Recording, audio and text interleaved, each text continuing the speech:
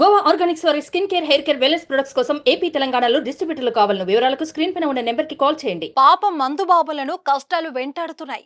Monday ఎండలో చల్లటి బీర్లు దొరకడం లేదని ఇప్పటికే తాగుబోతు సంఘాలు నిరసనలు, ఆందోళనలు చేస్తుంటే తాజాగా వారికి మరో షాక్ తగిలింది. 2 రోజుల పాటు మద్యం షాపులు బంద్ కానున్నాయి.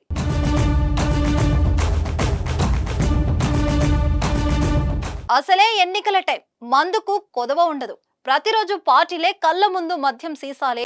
ఇక ఈ ఎన్నికల ముందు రోజు అయితే మందుబాబులకు పండగే. కానీ తెలంగాణ సర్కార్ మందుబాబులకు బ్యాడ్ న్యూస్ అందించింది. 2 రోజుల పాటు మద్యం షాపులను మూసివేయాలని ఈసీ ఆదేశాలు జారీ చేసింది. మే 11వ తేదీ సాయంత్రం 6 గంటల నుంచి పోలింగ్ రోజైన మే 13న సాయంత్రం 6 గంటల వరకు రాష్ట్ర వ్యాప్తంగా ఉన్న వైన్ షాపులు, బార్లు మూసివేయాలని ఉత్తర్వులు జారీ అయ్యాయి. 2 రోజుల పాటు డ్రై డేగా ప్రకటించారు. ఎన్నికల ఫలితాల వెల్లడయ్యే రోజు జూన్ 4న కూడా వైన్ షాపులు మూసివేయాలని ఎక్సైజ్ శాఖ ఉత్తర్వులు జారీ చేశారు.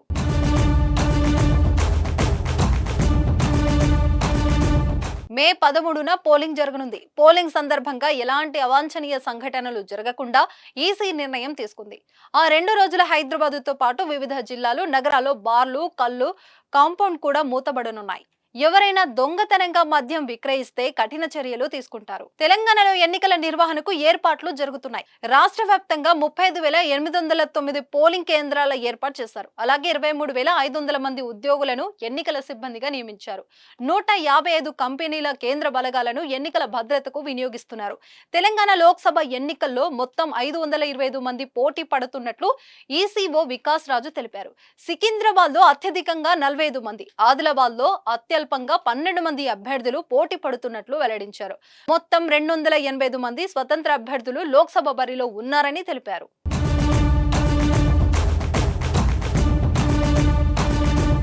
సుమన్ టీవీలో మీ పర్సనల్ అండ్ బిజినెస్ ప్రమోషన్స్ కోసం కింది నెంబర్కి కాంటాక్ట్ చేయండి.